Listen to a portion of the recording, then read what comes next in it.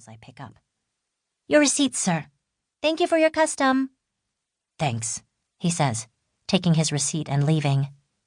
"I'm sorry to have kept you waiting," I say with a bow to the woman next in the queue.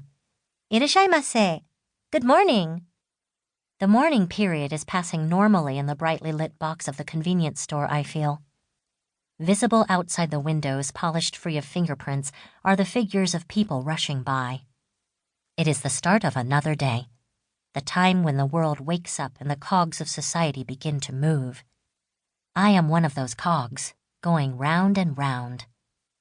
I have become a functioning part of the world, rotating in the time of day called morning. I am just running to put out more rice balls when our supervisor, Mrs. Izumi, calls out to me. "Miss Furukura, how many 5,000 yen notes are there left in that till?" Only 2. "Oh dear, there must have been a lot of customers paying with 10,000 yen notes. There aren't many left in the safe either. I'd better go to the bank this morning once the rush on deliveries have calmed down." "Yes, thank you." Mrs. Izumi is a casual worker about the same age as me, but the night shift has been so short of staff lately that the store manager has been doing nights and putting her in charge during the day, as though she were a regular staff member sent from head office. "Okay then, I'll go for change around 10 o'clock. And while I'm thinking about it, there happens to be a special order for sushi pockets today, so please keep an eye out for the customer when he comes to collect it." "I will." I look at the clock, almost 9:30. The morning rush is nearly over, and I have to finish dealing with the delivery and start preparing for the lunchtime rush. I stretch my back and go out into the store to finish putting out the rice balls. The time before I was reborn as a convenience store worker is somewhat unclear in my memory. I was born into a normal family and lovingly brought up in a normal suburban residential area. But everyone thought I was a rather strange child. There was the time when I was in nursery school, for example, when I saw a dead bird in the park. It was small, a pretty blue, and must have been someone's pet. It lay there with its neck twisted and eyes closed, and the other children were all standing around it crying. One girl started to ask, "What should we—" But before she could finish, I snatched it up and ran over to the bench where my mother was chatting with the other mothers. "What's up, Keiko?" "Oh, a little bird.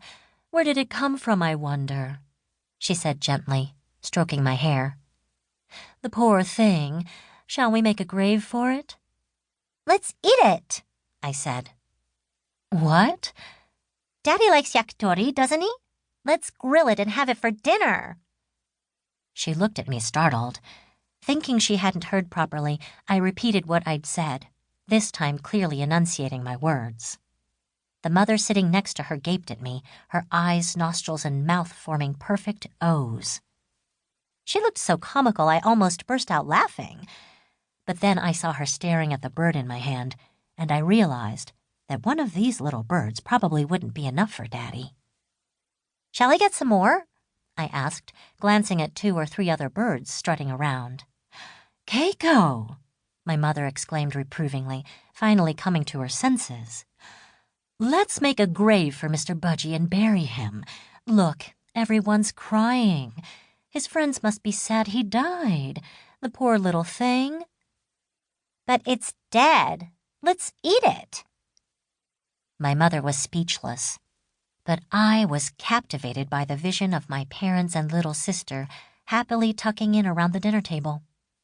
My father was always saying how tasty yakitori was, and what was that if not grilled bird? There were lots more there in the park, so all we had to do was catch some and take them home. I couldn't understand why should we bury the bird instead of eating it. "Look how cute little Mr. Budgie is," my mother said earnestly. "Let's make a grave for him over there, and everyone can lay flowers on it." And that's what we did. Everyone was crying for the poor dead bird as they went around murdering flowers, plucking their stalks, exclaiming, "What lovely flowers! Little Mr. Budgie will definitely be pleased." They looked so bizarre I thought they must all be out of their minds. We buried the bird in a hole dug on the other side of a fence with a sign that said, "Keep out," and placed the